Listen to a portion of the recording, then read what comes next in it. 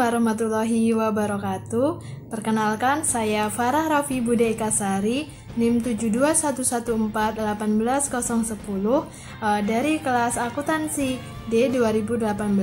Di sini saya akan mencoba menjelaskan tentang ulangan tengah semester mata kuliah akuntansi keuangan lanjut 2. Untuk soal yang pertama, poin A, yaitu ada jurnal eliminasi, yaitu ada saham biasa sebesar 60 juta di bagian debit, kemudian ada saldo laba sebesar 90 juta di bagian debit, kemudian ada investasi PT Farina sebesar 150 juta di bagian kredit.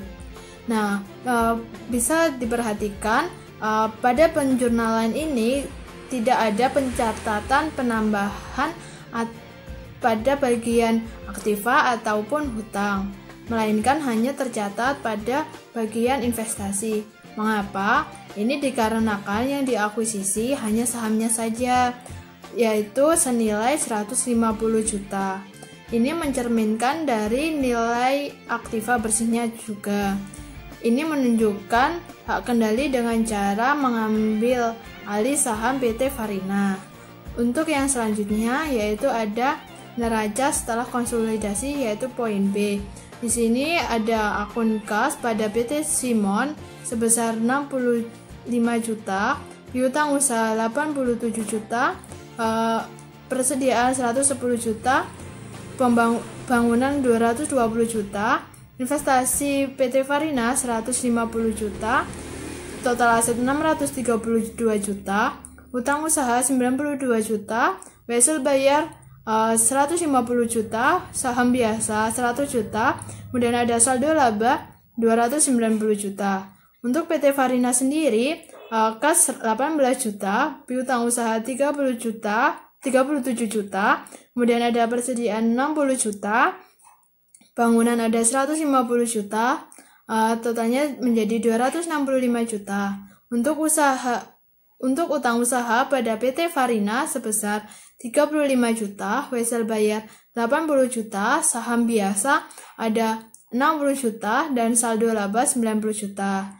Kemudian tadi telah dilakukan eliminasi, sehingga 150 juta itu di bagian eliminasi diletakkan pada 150 juta di bagian kredit. Nah, untuk bagian eliminasi pada bagian debit, yaitu saham biasa 60 juta dan saldo laba 90 juta.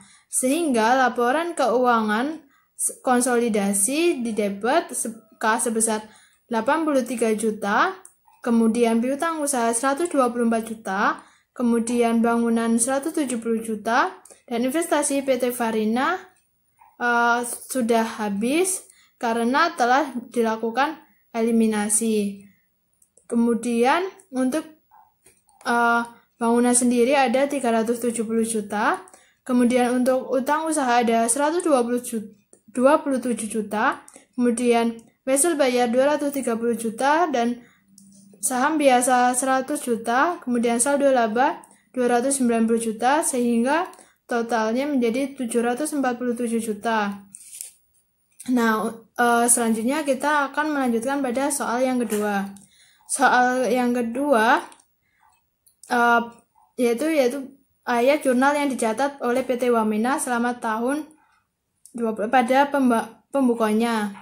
Ya, yaitu ada yang jurnal yang pertama, yaitu ada kas 135 juta 500 bagian debit, dan investasi pada saham PT Ciantar 135 juta pada bagian kredit.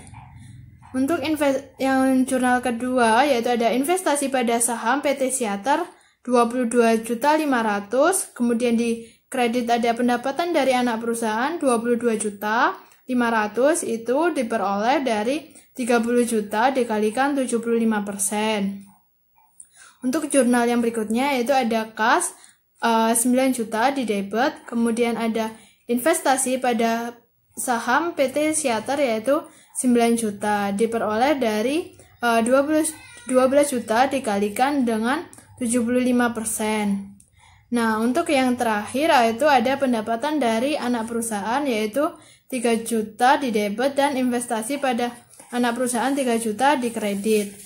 Nah, 3 juta itu diperoleh dari amortisasi diferensiasi dari peralatan. Nah, sebelum itu kita pada PT Siater yaitu sebesar 25% dan pada PT Wamena sebesar 75%. Untuk mencari saham penuhnya, kita harus menambahkan jadi 75% tambah 25% sehingga 100%. Untuk mencarinya yaitu 100% dibagi 75% dikalikan 133.500 sehingga diperoleh 178 juta. Nah, untuk non pengendalinya yaitu 25%, sehingga 25% dikalikan 178 juta diperoleh 44.500. Untuk besarnya diferensial itu 178 juta dikurangi 150 juta itu dapat 28 juta. Kemudian dikalikan 75% amortisasi, kemudian hasilnya 21 juta. Karena dibagi dengan umur ekonomis 7 tahun, sehingga 21 juta dibagikan 7 juta, sehingga diperoleh 3 juta. Untuk yang berikutnya, yaitu pada poin B, yaitu ada pendapatan jurnal pada poin B, yaitu pendapatan dari anak perusahaan, yaitu 19.500.000.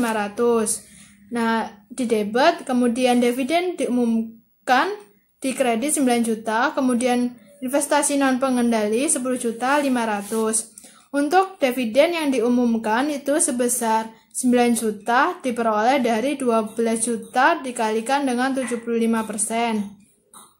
Untuk jurnal yang kedua yaitu ada pendapatan non pengendali 6.500.000, kemudian ada dividen diumumkan 3 juta di kredit, kemudian ada kepemilikan non pengendali 3.500.000 di kredit. Nah, untuk dividen yang diumumkan itu diperoleh dari 12 juta dikalikan 25% sehingga diperoleh 3 juta. Untuk yang selanjutnya ada jurnal saham biasa pada PT Siater itu sebesar 60 juta di debit, terus saldo laba 90 juta di debit, kemudian diferensial 28 juta, terus kemudian ada investasi pada saham PT Wamena 133.500.000, terus kepemilikan non pengendali 44.500.000. Nah, angka-angka tersebut sudah diambil dari penjelasan dan neraca yang tertera.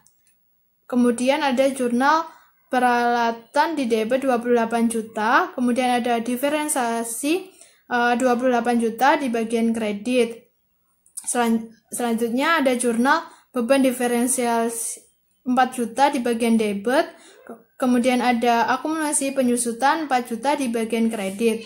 Itu diperoleh dari 28 juta dibagi 7 tahun sehingga diperoleh 4 juta.